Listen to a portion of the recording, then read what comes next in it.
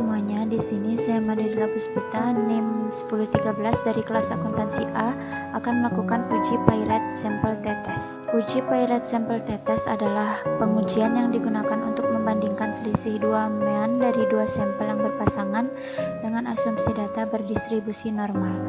Uji ini juga disebut uji T berpasangan. Di sini sudah ada contoh soal uji Pairet sampel tetes. Ada nama, sebelum, dan sesudah. Kita akan mencari apakah ada perbedaan rata-rata nilai statistika lanjut antara responsi pertama dengan yang kedua. Sebelum kita memindahkan data pada contoh soal ke data view, kita akan membuat variabel di variabel view. Pada name kita ketik nama, lalu sebelum, dan sesudah. Untuk nama, type kita rubah menjadi string, lalu desimalsnya 0, sebelum dan sesudah desimalsnya tetap 2. Lanjut pada data view. Kita akan memindahkan data pada contoh soal ke data view. Jika data sudah dipindahkan ke data view, maka sekarang kita akan melakukan uji Pairet sampel tetes. Kita tekan analyze, lalu pilih compartments, lalu Pairet sampel tetes. Di variabel 1 kita isi dengan sebelum, lalu di variabel 2 kita isi sesudah, lalu tekan OK.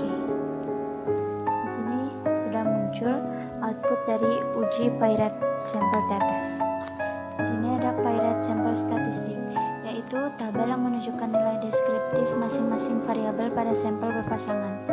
Untuk nilai sebelum diadakan responsi, didapatkan nilai rata-rata atau mean sebesar 73,7023 dengan jumlah sampel sebanyak 30 orang, nilai standar deviasi sebesar 4,06529 dan nilai standar error mean sebesar 0,74222. Sedangkan nilai sesudah diadakan responsi didapatkan nilai rata-rata sebesar 81,5110 dengan jumlah sampel sebanyak 30 orang dan standar deviation 4,61590, standar error mean 0,84274. Lalu ada Pairet samples correlation.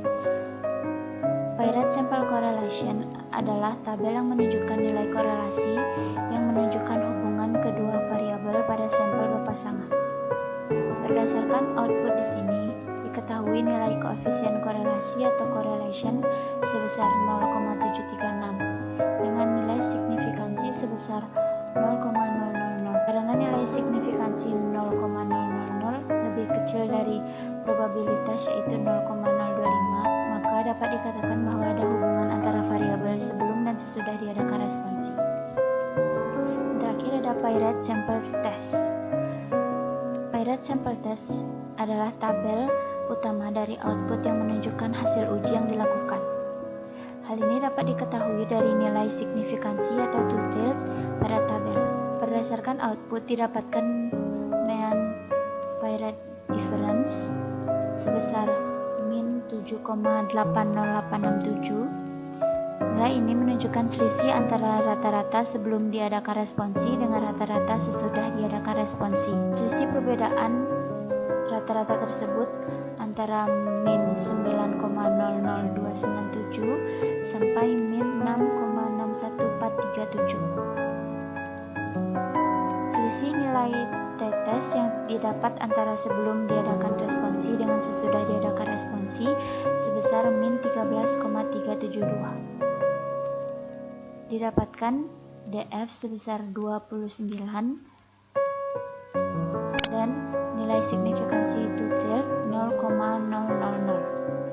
Sebelum itu kita harus melihat dasar pengambilan keputusan. Jika nilai tingkat signifikansi kurang dari taraf nyata atau 0,025, maka H0 ditolak dan H1 diterima.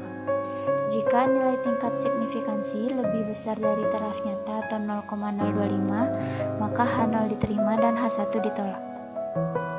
Dari output ini kita dapatkan tingkat signifikansi sebesar 0,000 yang merupakan lebih kecil dari 0,025, maka dapat disimpulkan bahwa H0 ditolak dan H1 diterima.